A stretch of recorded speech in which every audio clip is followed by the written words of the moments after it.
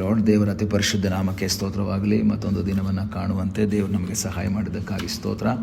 ಆತನು ಮಾಡಿದೆಲ್ಲ ಉಪಕಾರಗಳಿಗಾಗಿ, ಎಲ್ಲ ಆಶೀರ್ವಾದಗಳಿಗಾಗಿ ದೇವರಿಗೆ ಸ್ತೋತ್ರವನ್ನು, ಮಹಿಮೆಯನ್ನು ಸಲ್ಲಿಸ್ತೇನೆ. ಇಂದಿನ ವೇದಾಧ್ಯಯನಕ್ಕಾಗಿ ಒಂದು ವಾಕ್ಯವನ್ನು ಓದಿಕೊಳ್ಳೋಣ. ಕೀರ್ತನೆ 28, 6 ಮತ್ತು 7ನೇ ವಾಕ್ಯ. ಯೆಹೋವನು ನನ್ನ ವಿಜ್ಞಾಪನೆಗಳನ್ನು ಕೇಳಿದ್ದಾನೆ, ಆತನಿಗೆ ಸ್ತೋತ್ರವಾಗಲಿ.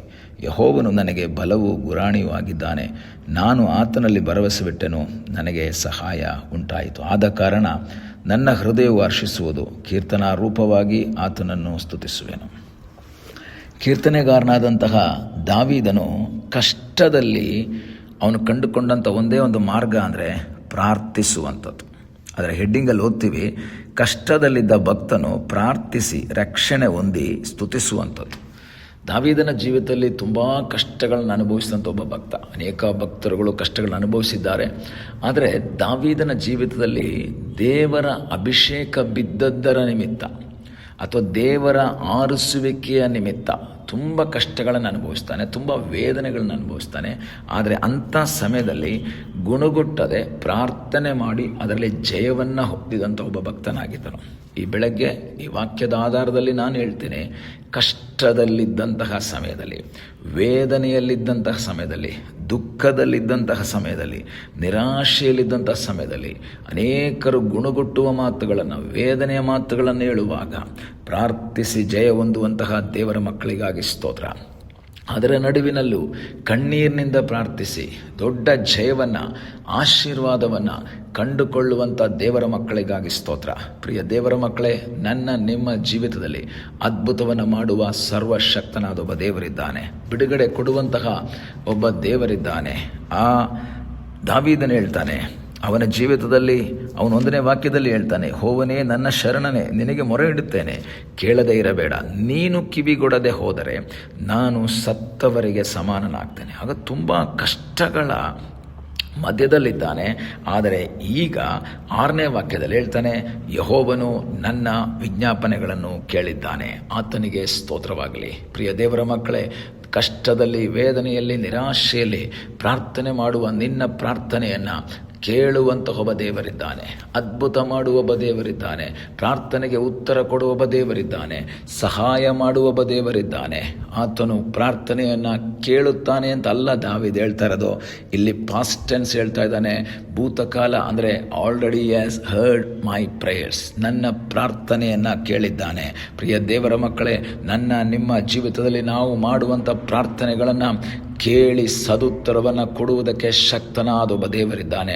ಅದ್ಭುತ ಮಾಡುವ ದೇವರು ನಮಗಾಗಿ ಜೀವಿಸ್ತಾ ಇದ್ದಾನೆ. ಅಸಾಧ್ಯಗಳನ್ನು ಸಾಧ್ಯ ಮಾಡುವ ಸರ್ವಶಕ್ತನಾದ ಒಬ್ಬ ದೇವರಿದ್ದಾನೆ. ಆದ್ದರಿಂದ ಅವನು ಹೇಳ್ತಾ ಇದ್ದಾನೆ, ಯೆಹೋವನು ನನಗೆ ಬಲವೂ ಗುರಾಣಿಯೂ ಆಗಿದ್ದಾನೆ.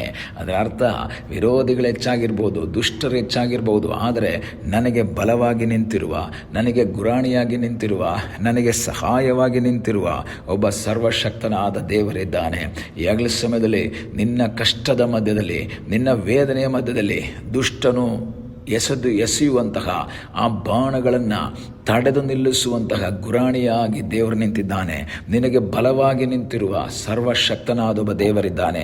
ಈಗಲೂ ಸಮಯದಲ್ಲಿ ಕರ್ತನ ಸನ್ನಿಧಾನದಲ್ಲಿ ದೇವರ ಹಸ್ತಗಳಿಗೆ ನಮ್ಮನ್ನು ಒಪ್ಪಿಸಿಕೊಟ್ಟು ನಾವು ಪ್ರಾರ್ಥಿಸೋಣ. ದೇವರೇ, ನನಗೋಸ್ಕರವಾಗಿ ನೀನು ಗುರಾಣಿಯಾಗಿ ನಿಂತಿದ್ದೀಯಾ, ನನಗೋಸ್ಕರ ಬಲವಾಗಿ ನಿಂತಿದ್ದೀಯಾ, ಅದಕ್ಕಾಗಿ ನಿನಗೆ ಸ್ತೋತ್ರ. ಅದ್ಭುತ ಮಾಡುವ ಸರ್ವಶಕ್ತನಾದ ಒಬ್ಬ ದೇವರು ನೀನು ನಮಗೋಸ್ಕರ ಇದ್ದೀಯಾ. ಅದು ಮಾತ್ರವಲ್ಲ, ಆತನು ಹೇಳ್ತಾ ಇರೋದೇನು ಗೊತ್ತಾ, ನನಗೆ ನನ್ನ ಪ್ರಾರ್ಥನೆಯನ್ನು ಕೇಳಿದ್ದಾನೆ ಅಂತ ಹೇಳುವಾಗ ನಂಬಿಕೆಯಿಂದ ಹೇಳ್ತಾನೆ, ನಾನು ಆತನಲ್ಲಿ ಭರವಸೆವಿಟ್ಟೆನು, ನನಗೆ ಸಹಾಯ ಉಂಟಾಯಿತು. ಹಾಗಾದರೆ ಹೇಗೆ ಸಹಾಯ ಉಂಟಾಯಿತು? ಸತ್ತವರಿಗೆ ಸಮಾನನಾಗಿದ್ದಂತಹ ಇವನ ಜೀವಿತದಲ್ಲಿ ಸಹಾಯ ದೊರೆಯುವುದಕ್ಕೆ ಕಾರಣವೇನು ಗೊತ್ತಾ? ಅವನು ದೇವರಲ್ಲಿ ಭರವಸೆವಿಟ್ಟ. ಕಷ್ಟಗಳ ಮಧ್ಯದಲ್ಲಿ, ವೇದನೆಯ ಮಧ್ಯದಲ್ಲಿ, ನಿರಾಶೆಗಳ ಮಧ್ಯದಲ್ಲಿ, ಮನುಷ್ಯರಲ್ಲಿ ಭರವಸೆ ಬಿಡದೆ ನೀನು ದೇವರಲ್ಲಿ ಭರವಸೆ ಬಿಡೋದಾದರೆ, ದೇವರ ಮುಖವನ್ನು ನೋಡೋದಾದರೆ ನಿನ್ನ ಜೀವಿತದಲ್ಲಿ ಸಹಾಯ ಮಾಡ್ತಾನೆ. ಈ ದಿವಸಗಳಲ್ಲಿ ದೇವರ ಸನ್ನಿಧಾನದಲ್ಲಿ ಕಣ್ಣೀರಿನಿಂದ ಪ್ರಾರ್ಥಿಸೋಣ. ದೇವರೇ, ನನ್ನ ಕಷ್ಟಗಳಲ್ಲಿ, ನನ್ನ ದುಃಖದಲ್ಲಿ ನಾನು ಮೌನವಾಗಿರಲ್ಲ, ನಾನು ನಿನ್ನಲ್ಲಿ ಭರವಸೆ ಬಿಡ್ತೇನೆ, ನಾನು ನಿನ್ನ ಮುಖವನ್ನು ನೋಡ್ತೇನೆ. ನಾವು ಯಾವಾಗ ಆತನಲ್ಲಿ ಭರವಸೆ ಬಿಡ್ತೀವೋ ನನಗೆ ಸಹಾಯ ಉಂಟಾಯಿತು. ಆರಂಭದಲ್ಲಿ ವೇದನೆಯಿಂದ ದೇವರೇ ನಾನು ನಿನ್ನ ಮೊರೆ ಇಡುತ್ತೇನೆ ಅಂತ ಹೇಳಿದಂತಹ ದಾವೀದ ಈಗ ಹೇಳ್ತಾನೆ, ಆದ ಕಾರಣ ನನ್ನ ಹೃದಯ ಹರ್ಷಿಸುವುದು, ಕೀರ್ತನಾ ರೂಪವಾಗಿ ಆತನನ್ನು ಸ್ತುತಿಸ್ತೇನೆ. ಈಗ ಸಂತೋಷದ ಅನುಭವದಲ್ಲಿದ್ದಾನೆ. ಯಾಕೆ ಗೊತ್ತಾ? ಅವನಿಗೊಂದು ಕಾನ್ಫಿಡೆನ್ಸ್ ಬಂತು, ಅವನಿಗೊಂದು ಧೈರ್ಯ ಬಂತು. ನನ್ನ ದೇವರು ನನ್ನ ಪ್ರಾರ್ಥನೆಯನ್ನು ಕೇಳಿದ್ದಾನೆ, ನನ್ನ ವಿಜ್ಞಾಪನೆಗಳನ್ನು ಕೇಳಿದ್ದಾನೆ. ಈ ಹಗಲ ಸಮಯದಲ್ಲಿ ಕರ್ತನ ಸನ್ನಿಧಿಯಲ್ಲಿ ಹೇಳೋಣ, ಸ್ವಾಮಿ ನನ್ನ ಪ್ರಾರ್ಥನೆಯನ್ನು ಕೇಳಿದ್ದಕ್ಕಾಗಿ ಸ್ತೋತ್ರ, ನನಗೆ ಉತ್ತರವನ್ನು ಕೊಟ್ಟಿದ್ದಕ್ಕಾಗಿ ಸ್ತೋತ್ರ. ನಾನು ಭರವಸೆವಿಟ್ಟಾಗ, ಎಲ್ಲರೂ ನನ್ನನ್ನು ಕೈ ಬಿಟ್ಟಾಗ ನೀನು ನನ್ನ ಸಂಗಡ ಇದ್ದು ನನ್ನ ಪ್ರಾರ್ಥನೆಯನ್ನು ಕೇಳಿ ನನಗೆ ಉತ್ತರವನ್ನು ಕೊಟ್ಟಿದ್ದಕ್ಕಾಗಿ ಸ್ತೋತ್ರ.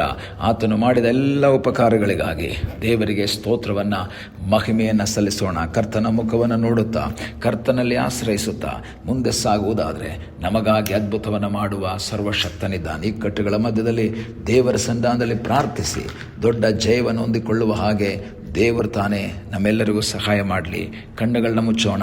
ಕರ್ತನ ಸನ್ನಿಧಾನದಲ್ಲಿ ನಮ್ಮನ್ನೇ ಸಮರ್ಪಿಸಿಕೊಂಡು ನಾವು ದೇವರ ಸನ್ನಿಧಾನದಲ್ಲಿ ಪ್ರಾರ್ಥಿಸೋಣ. ನಮ್ಮನ್ನು ಬಹಳವಾಗಿ ಪ್ರೀತಿ ಮಾಡುವ ಪರಲೋಕದ ತಂದೆಯಾದ ದೇವರೇ, ಈ ಸಮಯಕ್ಕಾಗಿ ಸ್ತೋತ್ರ.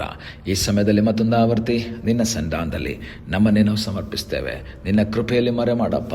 ಕಷ್ಟಗಳ ಮಧ್ಯದಲ್ಲಿ ಪ್ರಾರ್ಥನೆ ಮಾಡಿ ನಿನ್ನಲ್ಲಿ ಭರವಸೆವಿಟ್ಟು ಜಯವನ್ನು ಹೊಂದುವ ಹಾಗೆ ಕರ್ತನೆ ನೀ ನಮಗೆ ಕೃಪೆ ಮಾಡು ಎಂಬುದಾಗಿ ನಾವು ಪ್ರಾರ್ಥಿಸ್ತೇವೆ. ಅದ್ಭುತ ಮಾಡು. ಪ್ರಾರ್ಥನೆಯನ್ನು ಕೇಳಿದ್ದಕ್ಕಾಗಿ ನಿನಗೆ ಸ್ತೋತ್ರ. ಯೇಸುವಿನ ಮುದ್ದಾದ ಹೆಸರಿನಲ್ಲಿ ಬೇಡಿಕೊಳ್ಳುತ್ತೇವೆ ನಮ್ಮ ಪ್ರೀತಿಯ ತಂದೆಯೇ. ಆಮೇನ್. God bless you.